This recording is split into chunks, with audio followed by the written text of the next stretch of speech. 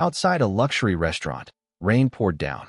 A millionairess in an evening gown clutched her stomach, leaning against her sports car. Her face was pale. Through the pain, she whispered, "I can't go to the hospital." A lone mechanic stood nearby. His uniform was covered in oil. He was closing his repair van. Hearing her scream, he ran over. She doubled over. He calmly said, "If we don't go now, you might not be able to go later." She shook her head. "Don't you understand? I can't."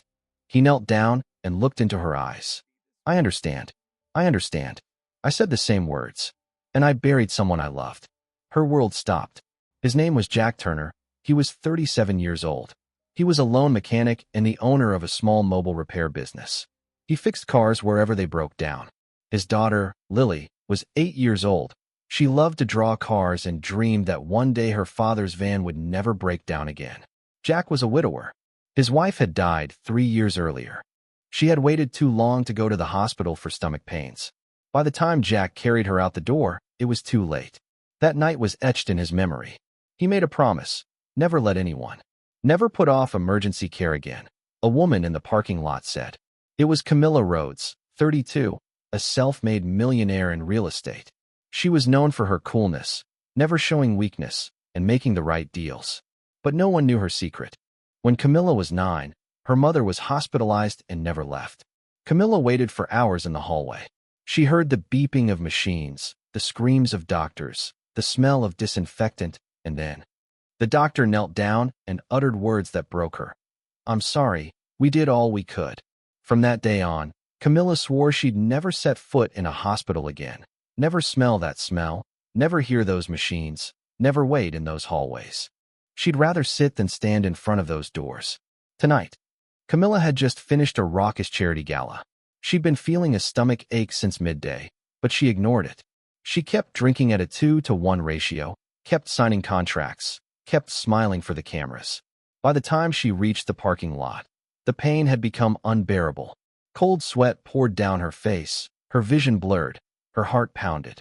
She could barely stand her assistant. "Miss Rhodes, I need to call an ambulance." Camilla pushed her hand away. "There are no hospitals. I'm fine. I just need a minute." The assistant panicked. She called the driver, but the car was stuck in traffic on the other side of town. It would take 20 minutes, maybe 30. Jack had just finished his latest repair job. He parked nearby, gathering his tools, locking the van, preparing to drive to Lily's house. Suddenly, he heard voices, arguing, crying. He approached and saw a woman in an expensive dress, doubled over, gasping for breath. Her assistant looked terrified. The security guard stood there, doing nothing. Jack stepped forward. "Did she eat today? Does she have any health problems?" The assistant muttered. "I don't know. I only know her appointment schedule. I don't know her medical history." The security guard stepped between them. He looked Jack up and down. His uniform stained with oil, his hands dirty, his old work boots. "Step aside, mechanic, we don't need your help." Jack ignored him. He looked at Camilla. She looked very cold, sweaty, with pale lips, a tense stomach, and shallow breathing. He had seen the signs before: appendicitis, possibly a bowel obstruction, something serious that could kill. He said firmly, "If she doesn't, get examined now. You'll need not only a mechanic, but a priest as well." The guard tried to push Jack away, but Camilla whispered, "No, no, to the hospital, please." Jack rolled up his sleeve. He showed a tattoo, a wedding ring, and a long scar under the scar from the night he carried his wife. Too late. He knelt next to Camilla. He said quietly, "Only for her. My wife said the same thing. I can't leave. I live every day regretting not holding her." Camilla's eyes widened. For the first time, she saw someone who understood her fear. Subscribe if you believe. Sometimes the right person shows up at the most inopportune moment. Jack stood up. He looked at the assistant, then at the security guard, then back at Camilla. "How long has she been in pain?" the guard asked. The assistant checked her phone. "She left the gala about 10 minutes ago, but I think she was uncomfortable during the performances." Jack calculated. "At least 2 hours, maybe more. We need to move." The guard crossed his arms. "Sir, you need to step back. This is none of your business." Jack's jaw clenched. "Seeing someone die in front of me worries me," Camille tried to say. Her voice was weak. "I'm not dying. I just need rest. I'll be fine in the morning." Jack knelt down again. He looked at her shaking hands. He looked at her sweaty forehead. He gently touched her right side. She flinched sharply. That reaction tells me everything. You have an appendix or something worse. You need a hospital. Camille's breathing quickened. Panic was building. Not from the pain, not from the word hospital. She grabbed Jack's hand.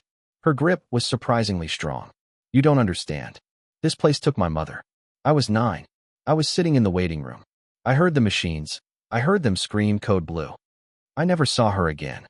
Her voice wavered. If I go in, I'm not coming out. Jack recognized that look, that fear. He'd seen it in the mirror every day for 3 years. He rolled up his sleeve even higher.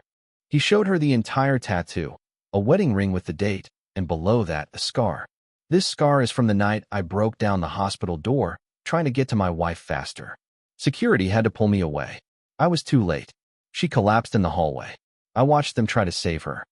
He paused. She said the same thing you said now. I can't leave. I'm fine. Give me a minute. His voice dropped to a whisper. I gave her a minute, then another, then another. By the time I stopped listening to her fear and started listening to my intuition, there were no minutes left. Alma and Camilla looked at him. Tears welled up in her eyes. What if the same thing happens to me? Jack looked her straight in the eyes. Then at least you tried. At least you fought. My wife never got that chance because I was too afraid to make her leave. The assistant stepped forward. Miss Rhodes, please let us help you. The security guard finally looked concerned. Should I call an ambulance? Jack shook his head. By the time they get through the downtown traffic, we could be there. My van is right here. The security guard looked at the old repair van, covered in tool stickers, its paint peeling. Definitely not what a millionaire should drive. You can't be serious? Jack ignored him.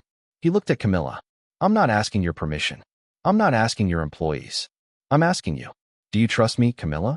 His whole body trembled with pain, with fear, with something deeper. She thought of her mother, how the last thing she'd said to her in the hospital hallway had been, I love you. How Camille had never been able to reciprocate that. How she'd spent 23 years building walls so high that no one would see her.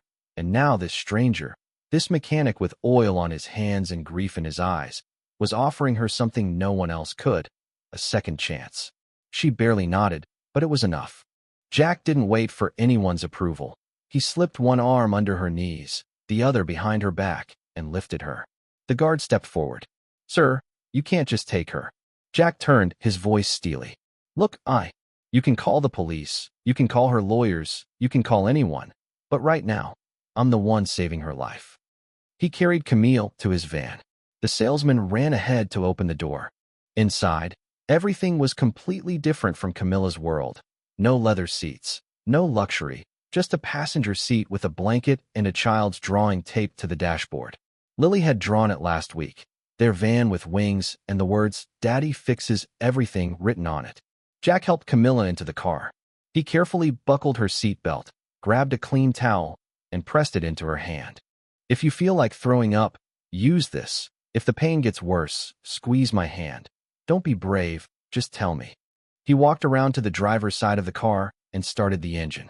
The van sputtered once before roaring to life. As they pulled out of the parking lot, Camilla glanced out the window. She saw a hospital sign in the distance. Words she had avoided for decades. Emergency room entrance. Her chest tightened, not from pain, but from pure terror. Jack noticed. He always noticed. Listen to me. Fear killed my wife faster than any disease. It made her wait. It made her hide. It made her think she could handle this alone. He looked at her. I won't let fear kill you either. Camilla closed her eyes. A tear rolled down her cheek. What if I can't do it? Jack's voice was soft but firm. You're already done. Go if you want to see what's going on at the hospital. The drive took 12 minutes, but for Camilla, it felt like. For 12 hours, Jack kept talking, keeping her awake, keeping her focused. Tell me about your business. What do you do? Camilla's voice was shaking. Real estate, commercial real estate. I flip buildings. Jack nodded. So you take broken things and make them valuable again? We're not so different. Despite the pain, Camilla barely suppressed a smile. Except broken things don't fight back. Jack laughed. You haven't met some of the engines I work on. He turned onto the street leading to the hospital. The emergency sign glowed red in the rain. Camilla's breathing quickened, became shallow. I can't do it, Jack, I can't. He pulled up to the entrance, parked the van, and turned to face her. You know what I realized after my wife died? What I feared most wasn't the hospital, but life and the regret of not trying. He pointed to the doors. These doors, they're just doors. What's scary is what happens if you don't go through them. Camilla stared at the entrance. She saw the bright light inside, nurses moving gurneys, machines. Her hands gripped the seat. I can't breathe. Jack took her hand. Yes, you can. Inhale through your nose, exhale through. That's it, he said, breathing slowly and evenly with her. My daughter, Lily, she's 8 years old. Every night, she asks me why her mother didn't come home from the hospital. Do you know what I tell her? Camilla shook her head. I tell her that her mother was so brave, that she fought so hard. But sometimes courage isn't enough if you start fighting too late. His voice wavered slightly. I also tell her that I will definitely help someone's little girl not lose her mother, even if that mother is already an adult. Tears streamed down Camilla's face. I don't have children. No one is waiting for me. Jack squeezed her hand. I'm waiting right here. I'm not leaving. He walked out, walked around her, opened the door, and lifted her up again. This time she didn't protest.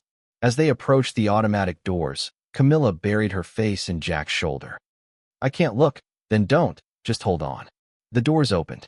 She was immediately hit by the smell of disinfectant, that unmistakable hospital smell that lived in her nightmares. She began to shake. Jack shouted, I need help. Severe abdominal pain. Over 2 hours. Tense abdomen. Possible appendicitis. A nurse ran over with a wheelchair. Jack carefully sat Camilla down, but she grabbed his hand and wouldn't let go. You promised to stay? I'm here. I'm not going anywhere. The nurse began. Rolling her back, Jack walked next to the doctor. The doctor looked young and competent. When did the pain start? Jack asked, because Camilla was unable to speak. She started feeling discomfort around 6 p.m. By 8:30, it had become severe. Tension in the lower right quadrant, sweating, and a racing heart. The doctor looked at Jack. Are you related? No, but I know the signs my wife died of. The symptoms were delayed, and the treatment was the same. The doctor's expression softened. He understood immediately. We'll take good care of her. I promise. Camilla was wheeled into the exam room. She turned to Jack, her eyes wide with terror. He gave her a small nod. You can do this. You're the bravest person in this building right now. When she disappeared behind the curtain, Jack collapsed into a plastic chair in the waiting room. His hands were shaking. He hadn't realized how scared he was. A nurse approached him. Sir, are you okay? There's blood on your shirt. Jack looked down. He didn't know what it was. If it's from Camilla, or from scraping his hand on the van door, then I'm fine. The nurse looked at him carefully. Are you related? No. Then why are you here? Jack looked down the hallway where Camilla had been taken. Because 3 years ago, I sat in a room just like this and waited too long. Tonight, I made sure no one else waited. The nurse's gaze softened. The toilet is at the end of the hallway. You can wash up if you want. Jack shook his head. I'll wait. 20 minutes passed, then 40. Jack didn't move. His phone vibrated. Nanny Lily. Is everything okay?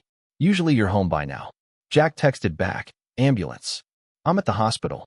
Tell Lily I love her. I'll explain everything tomorrow. An hour passed. Jack's eyes began to close from the day's fatigue, from the sudden surge of adrenaline, but he forced himself to open them. He promised to wait. Finally, the doctor appeared. He walked straight up to Jack. You saved her life. Jack stood up. She's fine. Acute appendicitis. Another 2 or 3 hours, and it would have burst. She would have gone into septic shock. It would have been very bad. Jack's knees almost buckled. He sat back down with difficulty. Can I see her? She's in the recovery room. She asked for you. Jack followed the doctor down the hallway, past rooms with beeping machines, past hurrying nurses. All of this haunted him, but this time he was not late. They reached the small recovery room. Camille lay in a hospital bed. She had a vein in her arm, an oxygen tube under her nose, but her eyes were open. She saw Jack and immediately started crying. You stayed? Jack pulled a plastic chair up to her bed. I told you I'd stay. Camille took his hand. I walked through those doors. Did I really do that? No, you ran through them. Even when, she looked around the room in horror. The monitors, the machines, the sterile walls. This is the room my mother died in. Not exactly this one, but it looked just like it. Jack nodded. I know, But this time you're not leaving in a body bag. You're leaving with a second chance. Camille squeezed his hand. Why did you do that? You don't even know me. Jack looked at her earnestly. Because someone had to do this for my wife. Because I know what it's like to lose someone to fear. Because you deserved a chance to be brave, even when you were scared. He paused. And because today, saving your life helps save part of mine too. Camilla closed her eyes. Not from pain, not from relief, not from exhaustion, not from the overwhelming feeling of life when she thought it would not exist. Jack remained sitting in the plastic chair, watching the monitors, making sure she continued to breathe, as he wished he had done 3 years ago. Outside, the rain finally stopped. 3 days later, Camilla was discharged from the hospital on doctor's orders. 2 weeks of rest, no work. A week later, she called. Jack, can you come see me? Bring Lily? You don't owe me anything, please. Taking the elevator to the 40th floor, Lily pressed herself against the glass. Was she rich? Very rich. Was she good? Was she training to be an assistant? She led them to a corner office. Windows, expensive furniture. Camille stood by the window. Everything is different now. Jeans, a sweater. You are beautiful, Lily said. Camille laughed. Thank you, Lily. Your dad said you draw. I draw cars. Camille handed her the sketchbook. Draw for me. Lily's eyes widened. She ran to the table. Jack looked at Camille. You didn't have to do that. No one saw me that night. They saw a millionaire. You saw someone scared. Jack nodded. Fear looks the same. Camille took out an old, faded bracelet that belonged to my mother, who was 23. Why did I refuse hospitals? She put it down. Now it reminds me of the mechanic who chose life over fear. She would be proud. Tears filled her eyes. I want to help. Partnership. She opened the folder. 17 buildings, 63 cars. Jack's eyes widened. A lot of cars. You're my mechanic. A real contract. I can't. You saved my life. Let me honor her memory with what you love. Your daughter, your business. Jack looked at the contract. His daughter, his wife. Second chance. He extended his hand. Partnership.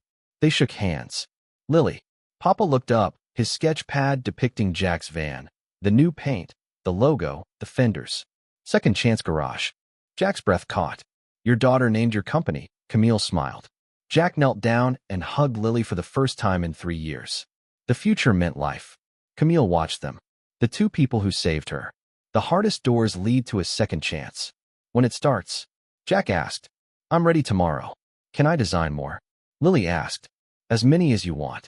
Camille walked them to the elevator. Thank you for not listening to me when I said I couldn't. Thank you for trusting a stranger. The doors closed. Lily took his hand. You saved her? We saved each other. Lily smiled and looked at her drawing. Can we have a talisman? What kind? A phoenix? They rise from the ashes. You helped her rise. Jack looked at his sunrise. Children see what adults miss. The perfect first floor. They stepped out into the sunlight. Jack carried a sketchbook with him, which was more than just a logo. Proof that broken things should be fixed, that scared people become brave, that mechanics save millionaires, that second chances exist. Jack looked up at the 40th floor. Camilla was looking at him. She waved, he waved back. Two people almost died of fear, but now they live because someone didn't let them. The sketchbook seemed light, but the weight of what it represented was enormous. Very beautiful. Lily ran ahead. Dad, when does the garage open? How can I help you? Already? They reached the parking lot. Jack's old van was waiting. With that logo, those fenders. He opened the door. Lily climbed in, buckled herself in. Jack got in. He started the engine. It stalled, and then roared, like his whole life. 3 years ago, it roared again. He pulled out and headed home. Tomorrow, everything would change. A new partnership, a new business, a new future. But today, at this moment, his daughter was by his side. A promise fulfilled. Proof that sometimes saving someone else saves you too. The sun was setting, the sky now orange and pink. Lily was humming a cheerful song. Something about phoenixes and second chances. Jack truly smiled. A smile that reaches your eyes and touches your soul. His wife would have loved that smile. Loved to see him. Happy again. He glanced in the rearview mirror or at the cityscape behind them. But the future ahead was growing ever larger. 6 months later, Second Chance Garage was a reality. A new location, professional equipment, 3 employees, and Lily's logo proudly painted on the side. a wheel with little wings, a wrench, and the words Second Chance Garage beneath. Camilla was Jack's biggest client. But more than that, she became the one he could call at 2 a.m. when Lily had nightmares, the one who came to Lily's art show at school, the one who understood what it was like to lose someone and find yourself again. One afternoon, Camilla called Jack. "I need you to come with me somewhere where." Well, where? They drove to the hospital, the same one they'd been in that rainy night. Jack parked at the same entrance to the emergency room. Camilla stared at the building. "I'm donating money to renovate the emergency room. New equipment, better waiting rooms, faster service." Jack looked at her. "This is incredible." Camilla unbuckled her seatbelt. "I need you to come inside with me one more time." They got out of the car and stopped in front of the automatic doors, the same doors Camilla had walked through. 6 months ago, she had been terrified, but then she took a deep breath. "That night, I said I couldn't go, but you dragged me through those doors anyway." Jack shook his head. "No, you did. I just didn't let fear carry you the other way." Camille smiled and stepped forward. The doors opened. This time, she walked through without hesitation. Inside, they met with the hospital director, signed the donation paperwork, and toured the emergency room that would bear her mother's name, the Maria Rhodes Emergency Center. Standing in the new waiting room, Camille turned to Jack. "My mother died here years ago. I let that define this place, let it define my fear." She looked around. "But you almost died because fear kept you from acting quickly enough for your wife. And I almost died because fear kept me from those doors." Jack nodded. "Fear is a funny thing. It thinks it's protecting us, but really, it's just stealing our chances." Camille pulled out her mother's medical alert bracelet, the same one she'd worn for 23 years. She handed it to the director. "I want it on display here as a reminder that sometimes the hardest doors are the ones that allow us to live long enough to find out why we." The director spared it, accepted it with care. "We will place it in a place of honor." Jack and Camille walked back out together through the same doors into the sunlight. Lily was waiting in Jack's truck. She waved when she saw them. Camille smiled. "Thank you for not listening when I said I couldn't go." Jack opened the truck door. "Thank you for trusting a stranger covered in oil to carry you." As they drove away, Lily asked from the back seat, "Dad, did you save anyone else today?" Jack looked at Camille, and she looked back. They both smiled. "No, honey, we saved each other today." Subscribe if you believe that one persistent act of kindness can rewrite someone's entire story.